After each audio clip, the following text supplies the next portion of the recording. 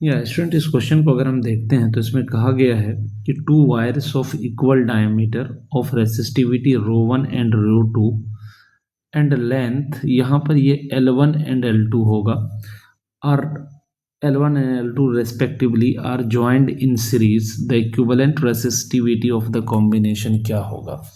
तो हम क्या करेंगे, यहाँ पर ये दो वायर लेते हैं, दोनों वायर का डायमीटर सेम है तो दोनों का क्रॉस सेक्शनल एरिया सेम होगा। एक वायर मान लीजिए ये है, इसकी रेसिस्टिविटी कितनी है तो रो 1 है, और इसका लेंथ जो है वो L1 है। और फिर एक दूसरी वायर है जो इसके साथ सीरीज में कनेक्टेड है, तो यहाँ से अपन एक दूसरा वायर है जो इसके साथ सीरीज में कुछ यूँ कनेक्टेड है, इसकी जो लंबाई है वो कितनी है L2 है, और इसकी रेसिस्टिविटी जो है वो रो 2 है।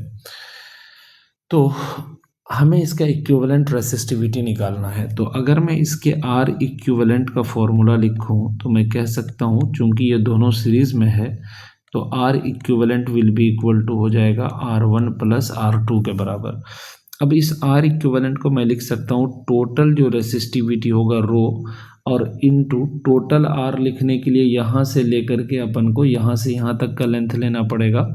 तो टोटल लेंथ हो जाएगा कितना L1 प्लस L2 जो इफेक्टिव लेंथ है, डिवाइडेड बाय जो इफेक्टिव एरिया है। तो इफेक्टिव एरिया सीरीज में जो एक वायर का है वही लिया जाएगा, तो हम सिंपल यहाँ पर A रख देंगे इज इक्वल टू R1 की जगह पर क्या लिखेंगे रो 1 इंटू L1 अपॉन में एरिया, प्लस R2 की जगह रो 2 इंटू L2 अपॉन में एरिया। चूंकि इफेक्टिव एरिया जो है, इफेक्टिव एरिया यही है, सबका वो सेम रहेगा, ठीक है ना।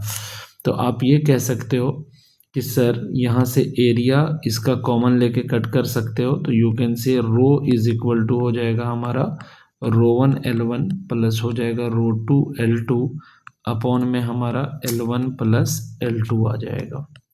This will be the our answer, जो कि ऑप्शन फर्स्ट सही हो जाएगा। आई होप कि आप लोगों को समझ में आया होगा। Thank you so much.